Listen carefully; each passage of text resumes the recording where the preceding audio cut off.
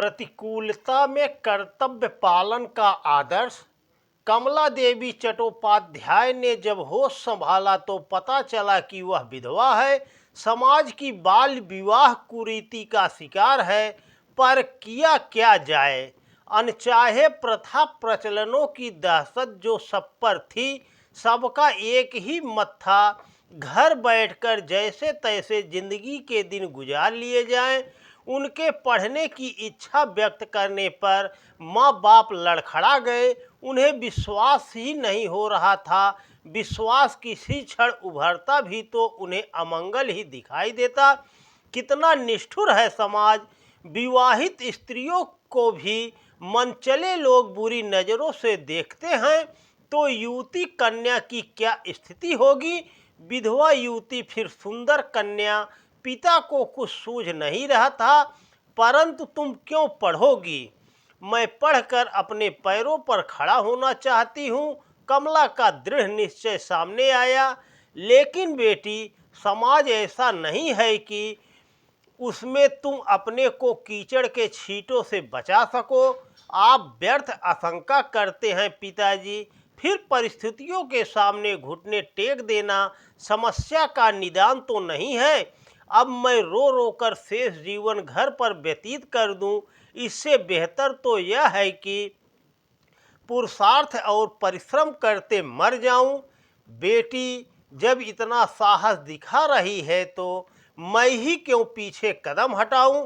पिता ने अनुमोदन किया। कमला देवी ने विधवा का बाना छोड़ा और छात्रा का वेश धारण किया। उन दिनों विधवाओं की स्थिति बड़ी दयनीय थी। उनके स्वयं के भी कटु अनुभव थे। पढ़ाई के दौरान उन्होंने निश्चय किया कि वह महिलाओं की दशा सुधारने के लिए प्रयास करेंगी। पढ़ लिख कर स्वावलंबी बनने के बाद उसने अपने वरेण्य लक्ष्य की ओर ध्यान दिया। कार्यकारी जीवन से जब अवकाश मिलता तभी वे उन महिलाओं के पास जाती और उनसे संपर्क करती तथा उन्हें बताती समझाती कि लोग कहने सुनने और उंगली उठाने तक ही अपनी करतूतें बताते हैं। यदि थोड़ा साहस किया जाए तो अनायास ही अपनी प्रगति के साथ औरों का सहायक सिद्ध हुआ जा सकता है। उनकी बातें कुछ विधवाएं सुनती, कुछ समझती और स्वीकार करती तथा उनकी प्रेरणा से आगे भी बढ़ती। परंतु ऐसी स्त्रियों की भी कमी नहीं थी जिनका मस्तिष्क रूढ़िग्रस्त दास्ता का शिकार बना रहता था। वे उनका उपहास उड़ाती, मजाक बनाती और व्यंग करती थी। परंतु वह मनस्वी सूरमा एवं वीरांगना की तरह अपने श्रेय पथ पर आगे बढ़ती रही।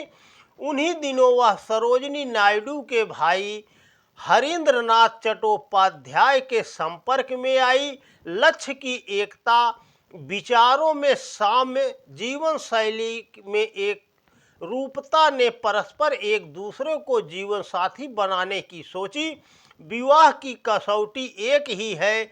सृजन के लिए किए जा रहे संघर्ष में दोनों एक दूसरे के सहयोगी साबित हुए या नहीं। यदि ऐसा हो सका तो समझना चाहिए कि विवाह का उद्देश्य पूरा हुआ।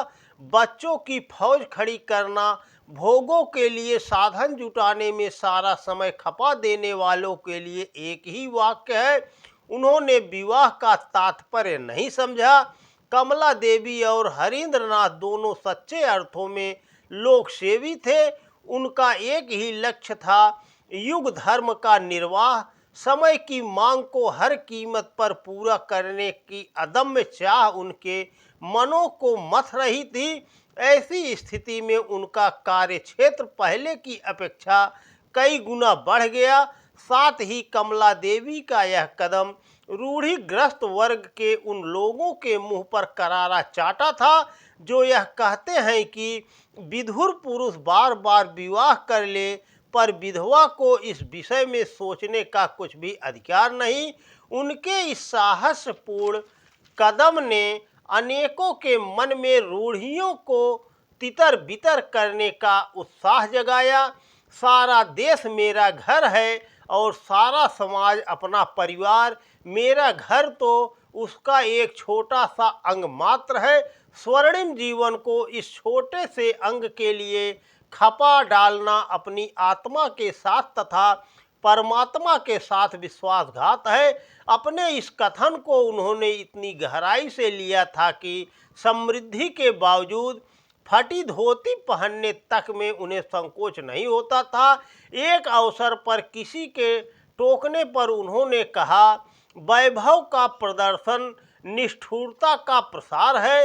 हृदयहीन होकर औरों को हृदयहीन बनने का निमंत्रण देना है। मेरे धन पर मेरा उतना ही अधिकार है जितने से मैं अपनी आवश्यकताएं पूरी कर सकूं।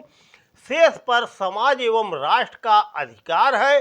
सर्वजन हिताय सर्वजन सुखाय की यही लगन उन्हें जीवन के अंतिम क्षणों तक कर्तव्य पथ पर अग्रसर करती रही।